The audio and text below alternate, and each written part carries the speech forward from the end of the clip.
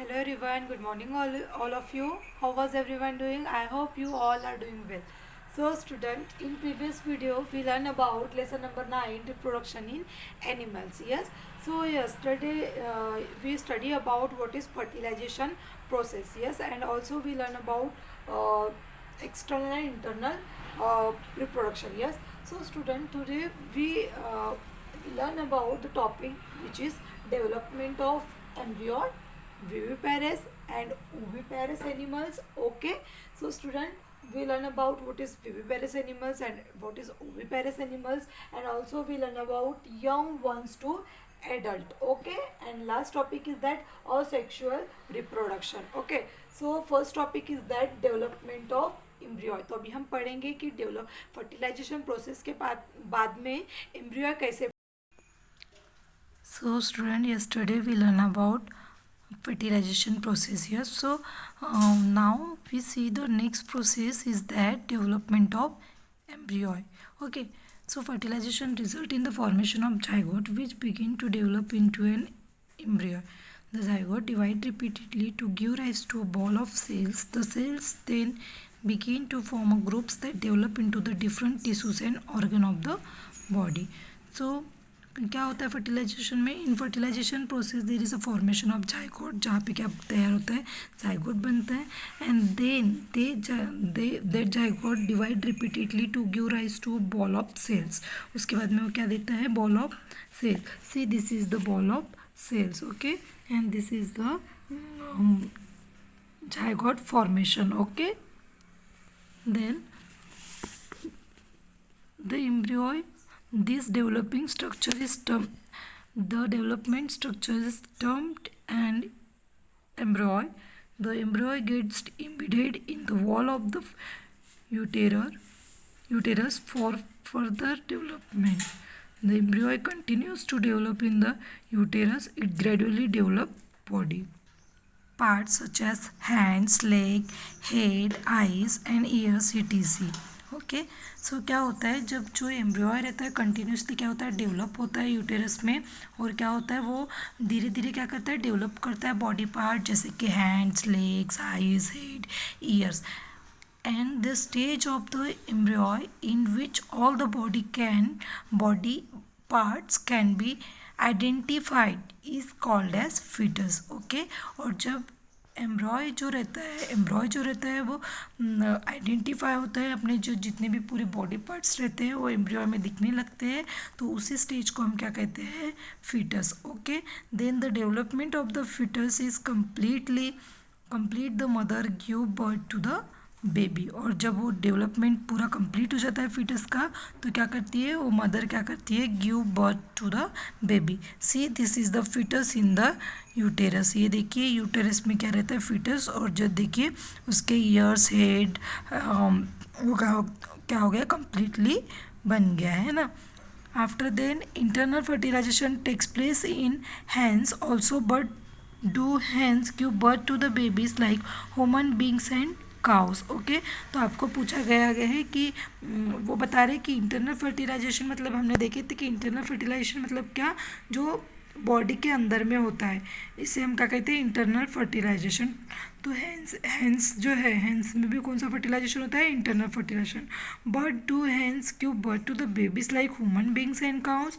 पर क्या hens human beings और काउ के जैसे एक यंग वन को बर्थ देती है? So no, you know that they do not. then how are chicken born? let us find out. आपको पता है कि वो क्या है, देती है, एग देती है. Yes, so soon after fertilization the zygote divide repeatedly and travel down the oviduct. As it travel down, many protective layer are formed around it, and the hard shell that you see in the hen's egg is one such protective layer. तो क्या होता है, fertilisation के बाद में जो जाइगट होता है, तो जाइगट रिपीटेडली क्या होता है, डिवाइड होते रहता है and travel down the oviduct. और उसके आजू बाजू में एक कवर प्रोटेक्टिव लेयर फॉर्म होती है जो कि बहुत हार्ड रहता है ना, उसे कहते हैं protective layer of egg. After the hard shell is formed around the developing embryo, then the hen finally lays the eggs. और उसके बाद में जब वो हार्ड कवर बन जाता है उस एग के आउटर कवर में, तो क्या होती है, हेन फाइनली क्या करती है, लेज द एग्स, और हेन्स क्या करती है, एग्स देती है। Okay, the embryo take about 3 week to develop into a chick. और देखो कितने हफ्ते लगते हैं, 3 वीक में क्या होता है, एक कंप्लीटली क्या होता है, कंप्लीट हो जाता है। You must have seen the hen sitting on the eggs to provide sufficient warmth. Yes, hen क्या करती है, अपने एग के ऊपर उसे गर्म वार्मथ देने के लिए क्या करती है, उसके ऊपर सिट करती है, मतलब बैठती है। Did you know that development of the chick take place inside the eggshell during this period. After the chick is completely developed, it bursts open the eggshell. तो क्या होता है, जब वो hen जो है वो लेग एग्स करती है तो उसके ऊपर उसे वार्म करने के लिए क्या करती है, उसके ऊपर बैठती है। यस, और जब वो कम्प्लीटली क्या हो जाता है, डेवलप हो जाता है, and then it bursts open the egg shell, और उसके बाद में क्या होता है, वो एग सेल को ओपन करते हैं। Yes, in animal which undergo external fertilization, development of the embryo takes place outside the female body। पर क्या होता है, in animal which undergo external fertilisation, इसका एक्सटर्नल फर्टिलाइजेशन होता है, डेवलपमेंट ऑफ जो embryo take place outside the female body, और वो जो एम्ब्रियो बनता है उनका कहाँ पे बनता है, एक्सटर्नल फर्टिलाइजेशन में, फीमेल बॉडी के बाहर। The embryo is continue to grow within their egg covering. After the embryo developing the egg heads, you must have seen the numerous tadpoles swimming in a ponds and streams. Okay, तो ये किसके साथ में होता है, आपको पता है, फ्रॉग जो है, टेडपोल्स जो है, वो क्या है, एक्सटर्नल फर्टिलाइजेशन होता है उसमें। Yes, then next topic is that viviparous and oviparous animals. Okay, so let's see what is viviparous and oviparous. Okay, so we have learned that some animals give birth young ones while some animals lay egg which later develop into young ones. Yes, तो क्या होता है, हम लोग ने देखे कि कुछ एनिमल्स जो है एक यंग वन को बर्थ देता है, और कुछ एनिमल क्या है, एक को बर्थ करता है। यस, एक देता है। So the animals which give birth to young ones are called viviparous, और ऐसे एनिमल जो यंग वंस को बर्थ देते हैं उसे क्या कहते हैं, विविपेरस, और ऐसे animals, those animals which lay eggs are called oviparous, और जो एनिमल्स एग्स देते हैं उसे कहते हैं oviparous. The following activity will help you to understand better and different between the viviparous and oviparous animals. Okay, so student, this is here is one activity. So ये आपके लिए, ये आप पढ़ लीजिएगा।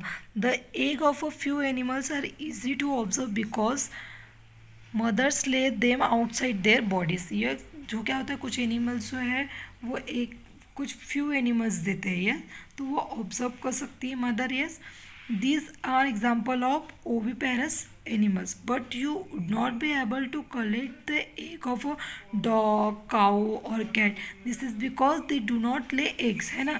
डॉग, काउ, कैट क्या करती है, एग नहीं देती, तो हम लोग उसे काउंट नहीं कर सकते। The mother give birth to the young ones, these are example of viviparous animals, है ना।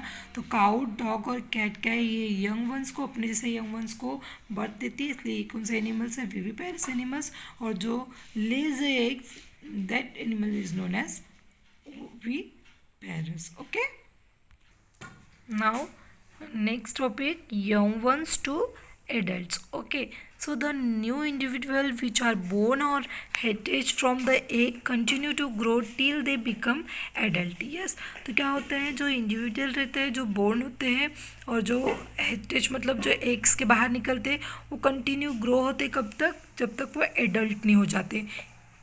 In some animals, the young ones may look very different from the adults. Recall the life cycle of the silkworm. देखो, कुछ animals ऐसे रहते हैं कि क्या होते हैं, वो जब यंग वन जब होते हैं तो वो एकदम डिफरेंट दिखते हैं। Yes, for example silkworm. अभी सिल्कवर्म की लाइफ साइकिल देखिए, तो पहले वो एग रहते हैं, उसके बाद में लार्वा और कैटरपिलर, उसके बाद में पुपा, उसके बाद में एडल्ट हो जाते हैं। तो वो स्टार्टिंग में जब वो यंग वंस रहते हैं तो वो वैसे सब डिफरेंट दिखते हैं ना, एडल्ट जो एडल्ट रहते हैं उनसे डिफरेंट दिखते हैं। So your study in class 7 frog is another such a example, है ना। Observe the different stage of a from starting from the egg to the adult state. तो आपको डिफरेंट एनिमल्स के बारे में पढ़ना है, जो स्टार्टिंग फॉर्म से मतलब यंग वन से तो एडल्ट तक के stage. We find there are 3 distinct stage एक देखो टेडपोल में देखिए एक, उसके बाद में टेडपोल जिसे हम लार्वा कहते हैं, और then adult. Okay, so student see this is first is एक, उसके बाद में अर्ली टेडपोल, स्टार्टिंग में टेडपोल देखो ऐसे दिखता है, then late tadpole, after then adult frog. तो क्या होता है कि पहले वो ये फर्स्ट स्टेज में ऐसे दिखते हैं, फिर अर्ली टेडपोल में ऐसे, मतलब ये जो उनके स्टार्टिंग जो पोजीशन है, मतलब स्टार्टिंग जैसे वो दिखते हैं, तो वो जब एडल्ट हो जाते हैं तो वो उससे डिफरेंट दिखते हैं। इसी को हम क्या कहते हैं, यही प्रोसेस को हम क्या कहते हैं, metamorphosis. Okay, so student see what is Metamorphosis. You must have seen a beautiful mouth emerging out of the cocoon. आप लोगों ने देखे हो कि हमने जब सिल्कवॉर्म कोकून की स्टेज पढ़ी थी, तो जो माउथ निकलती है वहाँ से इमर्जिंग आउट, कोकून से जब माउथ निकलती है वो बहुत ही सुंदर रहती है। In the case of tadpole they transform into a adults capable of jumping and swimming, and the transformation of the larva into an adult through the drastic change is called Metamorphosis. तो Metamorphosis मतलब क्या होता है, the transformation of the larva into an adult, मतलब जब वो larva stage में कैसे रहते हैं, उसके बाद में वो एडल्ट में कैसे रहते हैं, जो उनके अंदर जो चेंज होता है, कैसा चेंज रहता है, ड्रास्टिक चेंजेस मतलब बहुत ही डिफरेंट चेंजेस रहता है, एकदम drastic change is called as metamorphosis. Metamorphosis आपको समझ गया होगा कि जो स्टार्टिंग में वो जैसे दिखते हैं उससे वो एडल्ट जब हो जाते हैं तो उससे बहुत ही डिफरेंट दिखते हैं। ओके, तो इसे ही क्या कहते हैं, metamorphosis. Okay, then asexual reproduction. Okay, so student, asexual reproduction. So far we have learned about reproduction in some familiar animals, but what about very small animals like hydra and microscopic organism like amoeba? Do you know they reproduce? Let us find out. तो अभी हम पढ़ेंगे कि asexual reproduction क्या होता है और वो कहाँ कौन से एनिमल्स में होता है। और ठीक है, सो स्टूडेंट जो माइक्रोस्कोपिक एनिमल्स रहते हैं, जो माइक्रोस्कोपिक जो ऑर्गेनिजम्स रहते हैं, तो उसके अंदर में ये asexual reproduction होता है। Okay, so see this is the budding in hydra. Okay, so ये आपके लिए एक्टिविटी है। आपको दिख रहा है कि ये जो है ये क्या है, बल्जेस। ये जो यहाँ पे हैंड जैसे दिख रहा है वो क्या है, बल्जेस है, और ये क्या है, hydra. Okay, so in each hydra there में बी वन और मोर बल्जेस। यस, आपको दिख रहा है कि उनके पास में एक या एक से ज़्यादा क्या है, बल्जेस है। Okay, so these bulges are the developing new individual and they are called buds। और जो bulges है यहाँ से ब्रेक डाउन होके एक दूसरा नया हाइड्रा फॉर्म करता है, तो इसी को क्या कहते हैं, buds। Okay, so asexual reproduction means what, this type of what happened, recall the presence of buds in yeast hydra to the new individual develop the outgrowth from a single parents.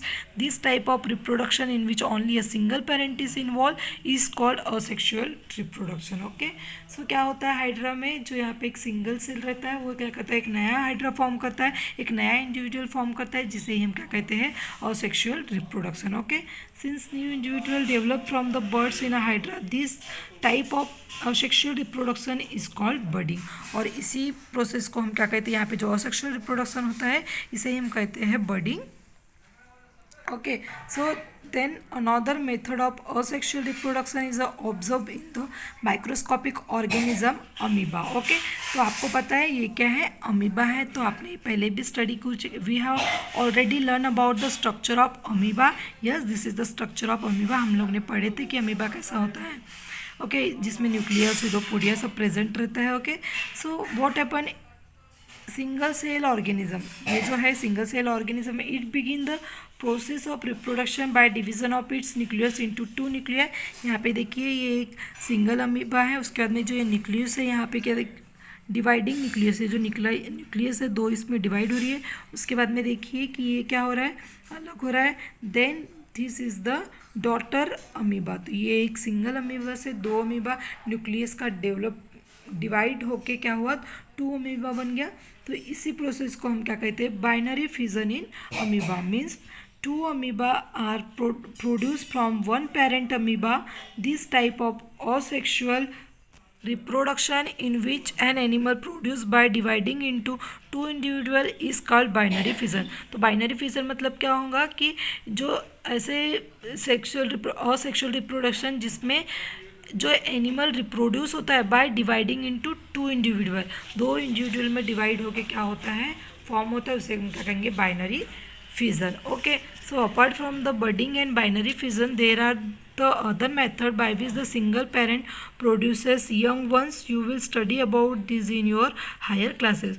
तो और बहुत सारी जो है क्या methods हैं जो आप हायर क्लासेस में पढ़ोगे. ओके, सो स्टूडेंट यहाँ पे देखिए एक आपके लिए स्टोरी है, आपके एक्स्ट्रा नॉलेज के लिए, तो ये आपको स्टडी करना है.